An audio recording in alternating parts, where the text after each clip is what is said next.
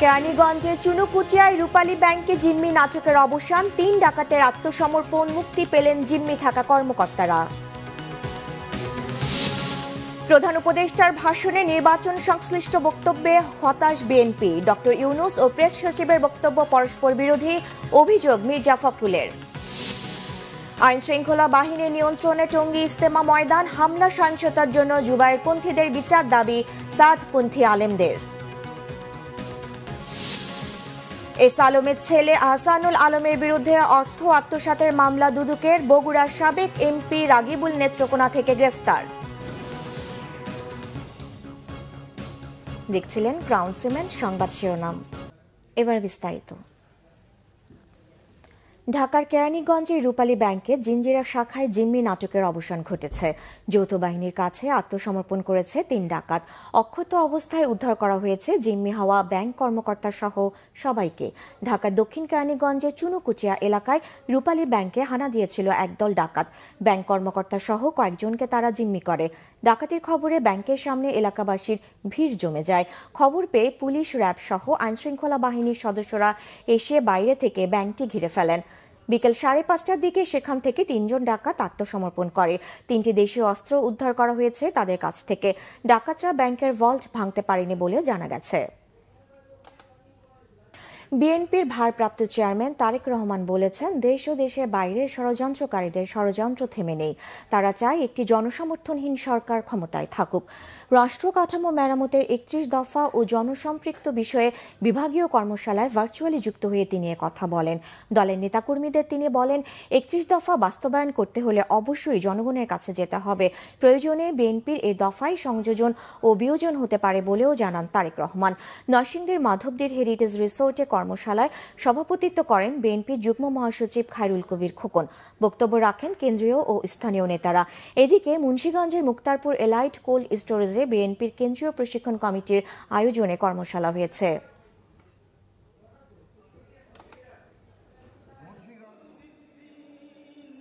কোনো প্রস্তাবনা ভালো দেন, কোনো কিছু ভালো উপস্থাপন করেন যেটি মনে হবে যে দেশের মানুষের জন্য সাহায্য করবে, আমরা অবশ্যই সেটিকে গ্রহণ করবো। এটি ওপেন ব্যাপার, এটি কোনো ধর্মীয় গ্রন্থ না যে এটি একদম 31 দফা এসে ফিক্সড হয়ে গেল।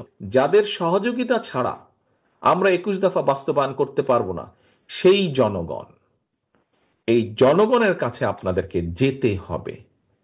আপনাদেরকে যে কোনো মূল্যে জনগণের কাছে যেতে হবে। আপনার বিরুদ্ধে, আপনার দলের বিরুদ্ধে, সর্বোপরি এই দেশের বিরুদ্ধে ষড়যন্ত্র কিন্তু থেমে নেই। দুষ্টু লোকদের দুষ্টামি কিন্তু থেমে নেই। সেটি বাইরেই হোক, আমাদের বাইরেই হোক, সেটি আমাদের দলের ভেতরেই হোক, সেটি আমাদের দেশের ভেতরেই হোক, সেটি আমাদের দেশের বাইরেই হোক। কারণ এই দেশের অর্থ সম্পদ, এই দেশের প্রাকৃতিক সম্পদ অনেকে লোভ দৃষ্টিতে তাকিয়ে থাকে। এই দেশে যদি একটি বিশৃঙ্খলা লাগিয়ে রাখা যায়, তাহলে এইগুলো অনেকের জন্য, দেশের ভেতরেই হোক, দেশের বাইরেই হোক, এই দেশে যদি একটি দুর্বল জনসমর্থনহীন সরকার, যারা জনগণকে রিপ্রেজেন্ট করে না, এরকম সরকারকে যদি ক্ষমতায় রাখা যায়, তাহলে এই দেশ থেকে অনেকে অনেক কিছু লুটে পুটে নিয়ে যেতে পারবে। দর্শক, এই মুহূর্তে কেরানীগঞ্জে চুনুকুটিয়ায় আছেন আমাদের বিশেষ প্রতিনিধি মুহিবুল্লাহ মুহিব। সেখানকার সবশেষ অবস্থা জানতে সরাসরি চলে যাচ্ছি তার কাছে। মুহিব, ডাকাতি চেষ্টার সাথে জড়িতদের পরিচয় কি জানা গেছে? ঘটনার বিস্তারিত জানান, আইন শৃঙ্খলা বাহিনী কি বলছে? সাবরিনা, এই মুহূর্তে আমি ব্যাংকটির সামনেই রয়েছি। এখানে উৎসুক মানুষ যেমন রয়েছে, একই সঙ্গে আইন শৃঙ্খলা বাহিনী রয়েছে, সেনাবাহিনী, র্যাব, পুলিশ সহ অন্যান্য সিভিল পোশাকেও কিন্তু গোয়েন্দা সংস্থা রয়েছে। আপনি নিশ্চয়ই ইতিমধ্যে জেনেছেন যে রূপালী ব্যাংকে ডাকাত প্রবেশ এবং সেটি নিয়ে কিন্তু এক ধরনের উত্তেজনা বা রুদ্ধশ্বাস, এক ধরনের অভিযান এই মুহূর্তে চলছে। তো আমরা যেহেতু গণমাধ্যম কর্মীরা এখানে রয়েছি, এখানে আমার আগে বিশেষ করে যেসব গণমাধ্যম কর্মী এখানে এসে পৌঁছেছেন তার কাছ থেকেই মূলত একটু জানতে চাই। এখানে একজন সংবাদ কর্মী রয়েছে, জনাব টিটু, একটু জানাবেন যে সবশেষ অবস্থা কি? আসলে যখন এই ঘটনাটি আমরা জানি তখন আমরা চলে আসি। আমি তখন 4টার দিকে এখানে আসি। এখনকার পরিস্থিতি হচ্ছে, র্যাবের যেই কর্মকর্তা তিনি আমাদেরকে যেটা আপডেট জানিয়েছেন, 3 জন ডাকাত অস্ত্রসহ আটক হয়েছেন। হ্যাঁ, এর আগে এই 3 জন ডাকাত 15 লাখ টাকা তারা একটি ব্যাগে তারা রেখেছেন এবং ব্যাংকের যে ম্যানেজার রয়েছেন তাকে বলছেন যে যখন এই বিষয়টা জানাজানি হয়ে গেছে তখন তিনি ব্যাংকের ম্যানেজারকে বলেছেন যে আপনি আমাদের সাথে চলেন, আমরা নিরাপত্তার স্বার্থে আমরা টাকা নিয়ে চলে যাব। কিন্তু এমন এক পরিস্থিতি হয়েছে যে তারা এখান থেকে যাওয়ার কোনো সুযোগ ছিল না। অসংখ্য সেনাবাহিনী এবং র্যাব সদস্য সাধারণ মানুষের উপস্থিতিতে এক পর্যায়ে কিছুক্ষণ আগে তারা আত্মসমর্পণ করতে বাধ্য হয়। কতজনকে আটক করা? র্যাব যে আমাদেরকে তথ্য জানিয়েছেন 3 জনকে তারা অস্ত্রসহ আটক করেছেন। এই ছিল আমাদের কাছে। অপারেশন শেষ হয়েছে? এখন যেই পরিস্থিতি, প্রশাসনের পক্ষ থেকে সঠিক কোনো তথ্য আমাদেরকে দেওয়া হয়নি, তবে যে 3 জন আটক হয়েছে তাদেরকে নিয়ে গেছে র্যাব। সাবরিনা, আপনি শুনছিলেন আসলে কিছুক্ষণ আগেও আমরা যেটি তথ্য পেয়েছি যে এখন পর্যন্ত অপারেশন চলছে, 3 জন আটক হয়েছে এবং এখন পর্যন্ত কিন্তু অপারেশন শেষ হয়নি। গণমাধ্যম কর্মীদের সঙ্গে আনুষ্ঠানিকভাবে কথা বললেই মূলত জানানো যাবে যে আসলে এই অপারেশন শেষ হতে কতক্ষণ লাগবে বা আরো কোনো ডাকাত ব্যাংকের ভিতরে এখন অবস্থান করছে কিনা সেটি জানতে আরো কিছুক্ষণ সময় অপেক্ষা করতে হবে। সাবরিনা, ধন্যবাদ মুহিব। নির্বাচন নিয়ে প্রধান উপদেষ্টার দেয়া বক্তব্য অস্পষ্ট এবং হতাশাজনক বলে মন্তব্য করেছেন বিএনপির মহাসচিব মির্জা ফখরুল ইসলাম আলমগীর। প্রধান উপদেষ্টা ও তার প্রেস সচিবের পরস্পর বিরোধী বক্তব্য আরও বিভ্রান্তি সৃষ্টি করেছে বলেও মন্তব্য করেন তিনি। রিপোর্ট করছেন সেকান্দার রেমান। 16 ডিসেম্বর প্রধান উপদেষ্টা অধ্যাপক ডক্টর মোহাম্মদ ইউনূস জাতির উদ্দেশ্যে ভাষণ দেন। সে বিষয়ে আনুষ্ঠানিক প্রতিক্রিয়া দিয়েছেন বিএনপি মহাসচিব মির্জা ফখরুল ইসলাম আলমগীর। বৃহস্পতিবার সকালে বিএনপি চেয়ারপারসনের গুলশান কার্যালয়ে সংবাদ সম্মেলনে বিএনপি মহাসচিব বলেন, প্রধান উপদেষ্টার ভাষণে নির্বাচন সংক্রান্ত বক্তব্য অস্পষ্ট। প্রফেসর ডক্টর মোহাম্মদ ইউনূসের ভাষণে নির্বাচন সংক্রান্ত বক্তব্য একেবারেই অস্পষ্ট। তার বক্তব্যে নির্বাচনের একটি সম্ভাব্য সময়ের কথা বলা হলেও নির্বাচনের কোনো রোড ম্যাপ সম্পর্কে কোনো সুনির্দিষ্ট বক্তব্য রাখা হয়নি। ডক্টর মোহাম্মদ ইউনূস নির্বাচনের সম্ভাব্য সময়সীমা 2025 সালের শেষ অথবা 2026 সালের প্রথম অংশ অনুষ্ঠানের কথা বলেন, যা একেবারেই অস্পষ্ট এবং নির্দিষ্ট সময়ের কোনো উল্লেখ নেই। অথচ তার প্রেস সচিব বলেন 2026 সালের জুন মাসের মধ্যে নির্বাচন অনুষ্ঠিত হবে, যা পরস্পর বিরোধী। সভা মনে করে এই ধরনের পরস্পর বিরোধী বক্তব্য আরও বিভ্রান্তি সৃষ্টি করবে। বুধবার রাতে বিএনপির ভারপ্রাপ্ত চেয়ারম্যান তারেক রহমানের সভাপতিত্বে দলের স্থায়ী কমিটির যে বৈঠক হয়েছে তার সিদ্ধান্ত জানাতে বিএনপি মহাসচিব এই সংবাদ সম্মেলন ডাকেন। সংবিধান সংশোধন নিয়ে এ সময় কথা বলেন বিএনপির স্থায়ী কমিটির সদস্য সালাউদ্দিন আহমেদ। তত্ত্বাবধায়ক সরকার ব্যবস্থা পুনর্বহাল হলো এই কথাটা এখনো পুরোপুরি বলা যাবে না, যেহেতু সংবিধানের ৫ম সংশোধনের মাধ্যমে তত্ত্বাবধায়ক সরকার ব্যবস্থা বিলুপ্ত করা হয়েছিল, সেটাকে অবৈধ ঘোষণা করা হয়েছে। কিন্তু ইতিপূর্বে অ্যাপিলেট ডিভিশনে জাস্টিস, আমরা বলি জাস্টিস খায়রুল হক, যে তত্ত্বাবধায়ক সরকার ব্যবস্থাকে উড়িয়ে দিলেন, সেটা রিভিউতে ফাইনাল জনগণের পক্ষে আসলে তখন এক্স্যাক্টলি তত্ত্বাবধায়ক সরকার ব্যবস্থা পুনর্বহাল হবে। শারীরিক অসুস্থতার কারণে মুক্তিযোদ্ধা সমাবেশে বেগম খালেদা জিয়া অংশ নিতে পারছেন না, ফলে 21 ডিসেম্বরের কর্মসূচি স্থগিত করা হয়েছে বলেও জানান বিএনপি মহাসচিব। সিকান্দার রেমান, বাংলা ভিশন, ঢাকা। তাবলিগের 2 গ্রুপের সংঘর্ষের পর নিরাপত্তা চাদরে ঢাকা টঙ্গী ইজতেমা ময়দান। প্রশাসনের নির্দেশে গতকালই তুরাগ তীর ছেড়ে গেছেন মুসল্লিরা। তবে নিজেদের মালামালের নিরাপত্তার জন্য প্রায় 500 মুসল্লি এখনও ময়দানের ভেতরে রয়েছেন, জানিয়েছেন পুলিশ। এদিকে তাবলিগের বিভক্তি সৃষ্টি, মামুনুল হক ও জুবায়েরপন্থীদের নৃশংস হামলা এবং তাবলিগ নিয়ন্ত্রণের ষড়যন্ত্রের বিচার বিভাগীয় তদন্তের দাবি জানিয়েছেন সাতপন্থী আলেমরা। তাইমুর রশিদের রিপোর্ট। তাবলিগের 2 পন্থীদের বিরুদ্ধে প্রাণহানির ঘটনায় নতুন করে অপ্রীতিকর পরিস্থিতি এড়াতে নিরাপত্তা বাড়ানো হয়েছে টঙ্গীর ইজতেমা ময়দান ও আশপাশের এলাকায়। পুরো পরিস্থিতি আইনশৃঙ্খলা বাহিনীর নিয়ন্ত্রণে। 18 ডিসেম্বর থেকে পরবর্তী নির্দেশ না দেওয়া পর্যন্ত বিশ্ব ইজতেমা ময়দান সহ আশপাশের 3 কিলোমিটারের মধ্যে জনসাধারণের প্রবেশ নিষিদ্ধ করা হয়েছে। ময়দান সহ আশপাশের এলাকায় 2 বা এর বেশি ব্যক্তি একসাথে ঘোরাফেরা, জমায়েত এবং মিছিল সমাবেশেও নিষেধাজ্ঞা দেয়া হয়েছে। তবে নিজেদের মালামালের নিরাপত্তার জন্য এখনো কিছু মুসল্লি ময়দানের ভেতরে অবস্থান করছেন। মাঠ খালি হয়েছে মন্ত্রণালয়ের সিদ্ধান্তে। বেশ কিছু স্থাপনা শুধু নয়, তাদের মালামাল আছে, সেই মালামালগুলি পাহারার জন্যই পাহারাদার অথবা তাদের নিয়োগকৃত কিছু লোক এখানে অবস্থান করবে আর কি, থাকবে, মালামালগুলি দেখবে, সেই লোকগুলি এখানে আছে। এদিকে নিজেদের অবস্থান জানাতে রাজধানীর মিরপুরে সংবাদ সম্মেলন করেন সাতপন্থী আলেমরা। অভিযোগ করেন তাবলিগে মামুনুল হক এবং রাজনৈতিক উদ্দেশ্য প্রণোদিত পক্ষগুলোর হস্তক্ষেপ ও বিভক্তি সৃষ্টির অপচেষ্টায় দেশের সাম্প্রদায়িক সম্প্রীতি ভয়াবহ সংকটের মুখে। সারা দেশে সাতপন্থীদের উপর নির্যাতন বাড়ছে। বিশ্ব ইজতেমায় মাওলানা সাদের অংশগ্রহণ নিশ্চিত সহ 6 দফা দাবি জানানো হয়। টঙ্গীর ইজতেমার ময়দান সরকার নিয়ন্ত্রণে রেখে আমাদের ইজতেমার আগে বুঝিয়ে দিতে হবে, সারা দেশে সাতপন্থী তবলিগ সাথীদের উপর আক্রমণ, নির্যাতন ও বাধা বন্ধ করতে হবে। আজকে যদি আমরা এবং জুবাইরপন্থী শীর্ষ মুরব্বীদের সাথে এক টেবিলের মধ্যে আমরা বসতাম, আমি হলফ করে বলতে পারি 1 মাসের মধ্যে তবলিগের এই সমস্যা সমাধান হয়ে যাবে। 2 পক্ষকে এক টেবিলে বসিয়ে দিতে হবে, 2 পক্ষের শীর্ষ মুরব্বীদেরকে, আর তৃতীয় পক্ষ যারা তাদেরকে স্থায়ীভাবে সরিয়ে দিতে হবে। এই 2টা কাজ যদি সরকার করতে পারে, ইনশাআল্লাহ তাবলীগের এই সমস্যা অতি দ্রুত আলোর মুখ দেখবে। সব সহিংস ঘটনা তদন্ত করে দোষীদের আইনের আওতার দাবিও জানানো হয় সংবাদ সম্মেলনে। তাইমুর রশিদ, বাংলা ভিশন, ঢাকা। আগামী জাতীয় সংসদ নির্বাচনে আওয়ামী লীগের অংশগ্রহণ নিয়ে সংস্কার কমিশন থেকে কোনো বাধা নেই। সব দলের অংশগ্রহণে একটি অংশগ্রহণমূলক, নিরপেক্ষ ও সুষ্ঠু নির্বাচনের জন্য সুপারিশ করা হবে, জানিয়েছেন কমিশনের প্রধান ও সুজন সম্পাদক ডক্টর বদিউল আলম মজুমদার। সকালে রংপুর জেলা প্রশাসকের সম্মেলন কক্ষে নির্বাচন ব্যবস্থা সংস্কার বিষয়ে মতবিনিময় সভায় তিনি একথা বলেন। জানান, আগামী 31 ডিসেম্বরের মধ্যে নির্বাচন সংস্কারের প্রস্তাবনা অন্তর্বর্তীকালীন সরকারের কাছে তুলে দেওয়া হবে। রাজনৈতিক দলগুলোর সাথে আলোচনা করে পরবর্তীতে নির্বাচনের দিনক্ষণ ঠিক করার কথাও জানান তিনি। আওয়ামী লীগের ব্যাপার আমরা চাই যে একটা অন্তর্ভুক্তমূলক নির্বাচন সব দলের, অবশ্যই যারা নির্বাচনের জন্য তারা প্রস্তুত হয়ে নির্বাচনে অংশগ্রহণ করতে পারবে এবং কোন রকম বাধা বিপত্তি তাদেরকে দেওয়া হবে না, তাদের জন্য বাধা সৃষ্টি করা হবে না, সেরকম আমরা একটা নির্বাচন চাই এবং আমি আশা করি যে সব দলই এই নির্বাচনে অংশগ্রহণ করবে। আগুনে পুড়ে নয়, শেখ হাসিনার নির্দেশেই জুলাই আগস্টে ছাত্র জনতার আন্দোলনে ইন্টারনেট বন্ধ করা হয়েছিল। ট্রাইব্যুনালে জিজ্ঞাসাবাদে এমন স্বীকারোক্তি দিয়েছেন সাবেক আইসিটি প্রতিমন্ত্রী জুনায়েদ আহমেদ পলক, জানিয়েছেন chief prosecutor Mohammad Tajul Islam.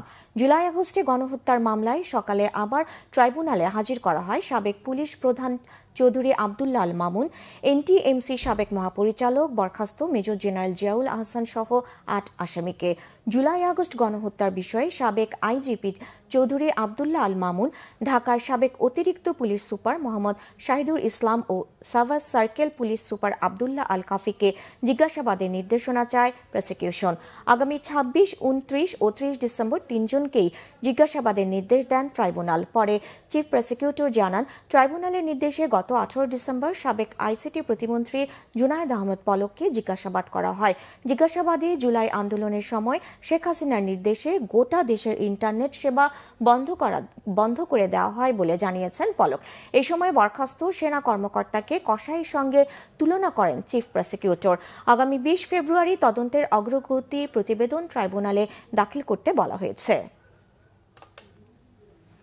S Alam গ্রুপের চেয়ারম্যান মোহাম্মদ সাইফুল আলমের ছেলে ইসলামী ব্যাংকের সাবেক চেয়ারম্যান আহসানুল আলম সহ 58 জনের বিরুদ্ধে 1092 কোটি টাকা আত্মসাতের অভিযোগে মামলা করেছে দুর্নীতি দমন কমিশন দুদক।